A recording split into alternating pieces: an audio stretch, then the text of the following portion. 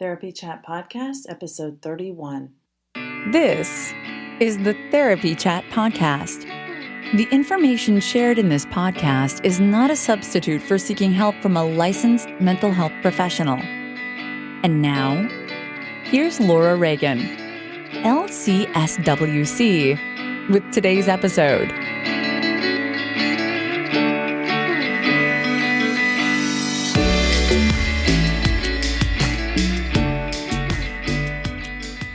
Hi, welcome back to Therapy Chat.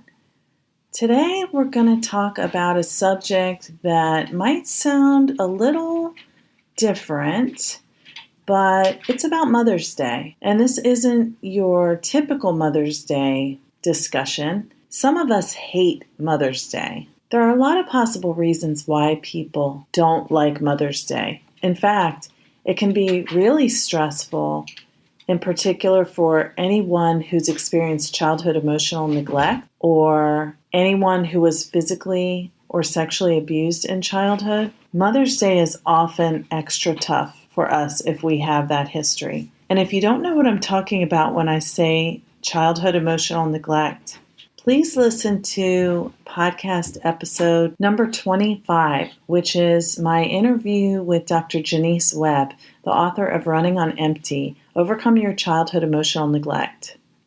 She talks about what childhood emotional neglect is, how it affects us, and how most of the time those of us who have experienced it don't even know why we feel the way we do. There are some other reasons why a lot of us don't like Mother's Day, and I'll go into those as well in this episode. So, if you're someone who hates Mother's Day, know you're not alone. Sit back, relax, and enjoy listening to my thoughts on why Mother's Day can be really hard for some people. As another Mother's Day approaches, you may be feeling a little less than enthusiastic about the big day. No need to feel guilty if it doesn't feel joyful to you because you're not alone.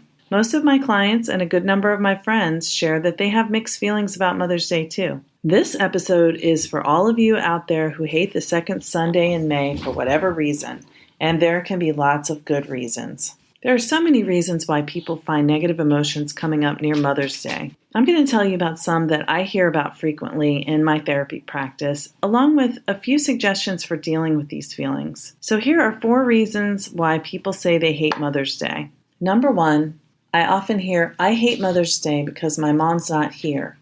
Mother's Day reminds me how much I miss her and makes me wish I could tell her one more time how much I love her. Now, maybe you were close with your mom and she passed away. Or maybe you weren't as close as you wanted to be and her death left a lot of unresolved feelings about the relationship. So you might feel the loss even more acutely on Mother's Day, even if her death was a long time ago. Maybe you were adopted and you want to connect with your birth mother. The marketing of Mother's Day means you see and hear commercials which tug at your heartstrings. Be gentle with yourself, knowing that you are sad about her loss. Allow yourself to feel your feelings on this tough day. Ask yourself what you can do in remembrance or to honor her. Think about what would make you feel nurtured and do that, whether it's lying on the sofa wrapped in a cozy blanket watching Steel Magnolias, or Terms of Endearment, or your favorite tearjerker movie. Or maybe it's going roller skating with your best friend, cuddling with a puppy or kitten at the local animal shelter,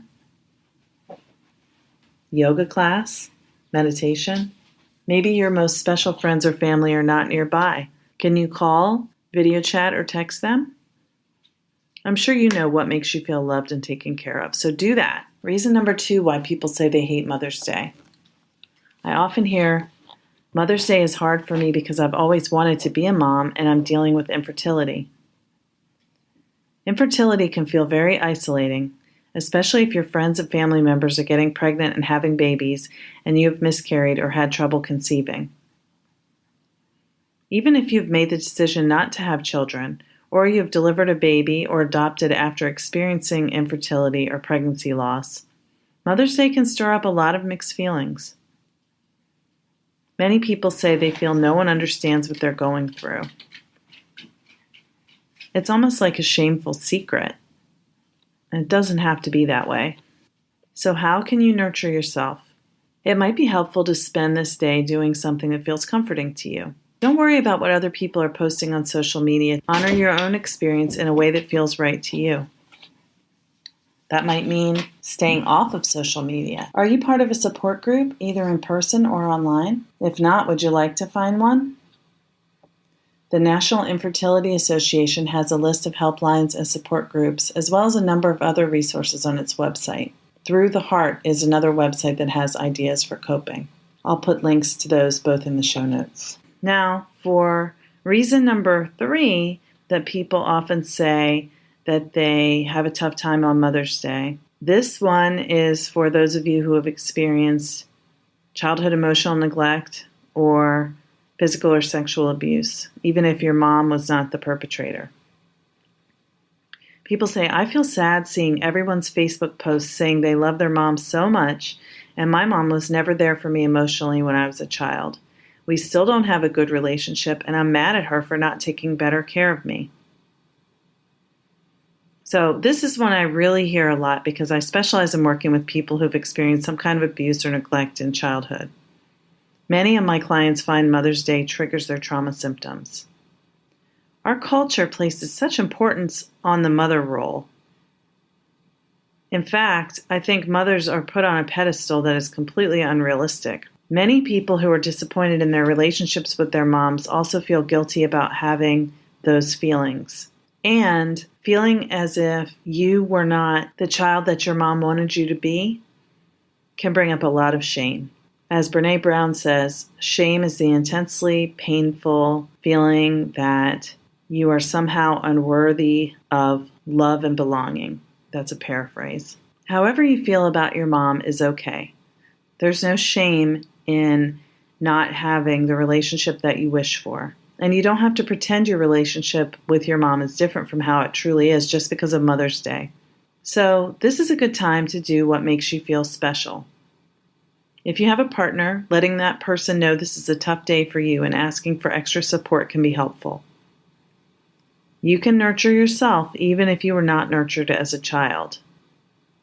And if you need extra support with this, therapy can be helpful. Some of the suggestions that I mentioned earlier fit this situation too. Nurturing yourself is always a good idea when you're feeling alone, isolated, left out, unwanted. Okay, and the 4th reason that I often hear why some people really have a hard time on Mother's Day is, I'm a single mother and no one supports me on Mother's Day or any other time of the year. Mother's Day might feel like just any other day if you have little kids and no partner to make sure that you are celebrated on this day. I'll add, it might be just like any other day with an extra dose of resentment about feeling overworked and unappreciated. Once again, I recommend you try to do what you can to take care of you. Your kids will understand everything you do for them when they're older, but for now, they don't get it. Developmentally, they're not going to understand. So they can't be the ones to make you feel special. I mean, if you're lucky, they'll make something for you or celebrate you in some way, but they're still kids. They're still going to act the way kids act on every day. So reaching out to a friend who is also a single mom could be helpful. Maybe it would feel nice for you and your kids to get together with a mom friend and her kids. While the kids play, you can provide one another with moral support. Or maybe you can all take your kids to the park so they can play while you both get a chance to chat and just connect. Or do you have any family or friends who would be willing to watch the kids so you can do something that makes you feel special on Mother's Day? And here are a few other things that might help. So I have some other recommendations that might make Mother's Day easier for you. First, it could be wise to avoid social media on Mother's Day. Like I said, people post images on Facebook, Pinterest, Twitter, and Instagram, and probably some other social media sites that I'm not thinking of, that make it seem as if they have the perfect lives, they are the perfect mothers, they have the perfect relationship with their mothers, and I'm happy for everyone who that is true for. However, it can be hard to see those images and feel as if you're the only one who's struggling on this day. So there's no reason that you have to subject yourself to that. Like Valentine's Day, Mother's Day is a notorious day to catch a bad case of comparisonitis when you see what your friends on social media are posting. Perfect family photos, flowers, many photos of the fabulous brunches that someone's wonderful spouse or kids treated them to on Mother's Day. I'm not taking anything away from your friends and the wonderful Mother's Day experience they want to share on social media, but if you know this is going to be tough for you, just don't look. Sunday and Monday, Mother's Day and the day after, are going to be a lot about Mother's Day. So keeping that in mind will be helpful. Another recommendation I have is to try a little tenderness, as Otis Redding said. You can give yourself nurturing, like I've mentioned already several times in this episode. One way you can do that is by trying a loving kindness meditation. So this is just the simplest loving kindness meditation. You begin sitting on a chair or meditation cushion with your feet on the floor or legs crossed. Sit up tall and breathe deeply for 3 inhales and 3 exhales. Bring your awareness to your heart and try to recall loving feelings from someone who made you feel nurtured. While connecting to that nurturing feeling, slowly repeat these words. May I be safe. May I be happy. May I be kind to myself. May I be free from suffering. May I be safe. May I be happy. May I be kind to myself. May I be free from suffering.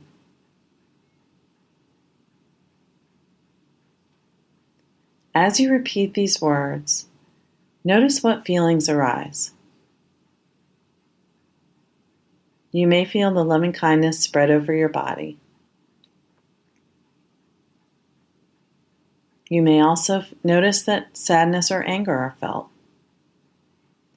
Do not try to push these feelings away, but just notice them. If you can allow yourself to feel them, you might find that they pass. Continue taking deep breaths in and out and just notice how you feel. There's no right or wrong way to feel. This simple practice can be done for a minute or 2, or for longer if you wish. It is up to you. So again, the words are, may I be safe. May I be happy. May I be kind to myself. May I be free of suffering. This is the most basic loving kindness meditation. It's called Metta, M-E-T-T-A. I hope this meditation will offer some comfort, even if you hate Mother's Day. If you need a little more guidance, I have 2 free downloads on my website. One of them is a longer loving kindness meditation, and you can find them on my website under mindfulness. So I hope you found this episode of Therapy Chat to be helpful. I know that the effects of the loss of having your needs met in childhood and lack of connection in your relationships can be very painful, and therapy can definitely help. Please know that you're not alone, and please be gentle with yourself on Mother's Day if it's a hard day for you. Again, you can check out that free guided meditation on my website at www.laurareaganlcswc.com/mindfulness. Thanks so much for listening. Thank you for listening to the Therapy Chat Podcast with Laura Reagan, LCSWC. For more information, visit Laura's website at www.laurareaganlcswc.com.